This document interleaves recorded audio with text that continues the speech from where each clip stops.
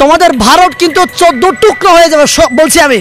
আমার জীবনের বিনিময়ে হলে আমি 7 সিস্টার ভাগ করব। আমার পাহাড় অশান্ত তোমাদের জন্য। তুমি কি মনে করছো আমরা ছেড়ে দিব?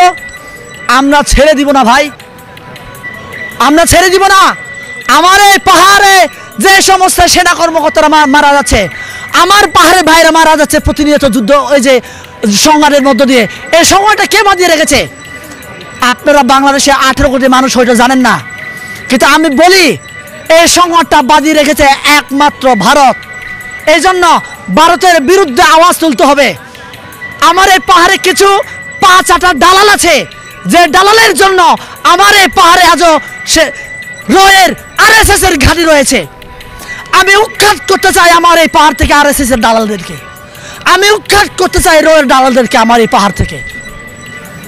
আপনারা সাবধান হয়ে যান, সময় থাকতে চলে যান, না হলে আমরা কিন্তু ওই যে ঢাকার রাজপথে উল্টো করে ঝুলিয়েছি।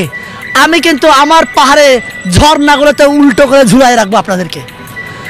ঝর্ণায় যদি উল্টা করে ঝুলাতে না চান, মরতে না চান, তাহলে সময় থাকতে আপনি পালিয়ে যান। আমার এই পাহাড় থেকে শান্ত করেন।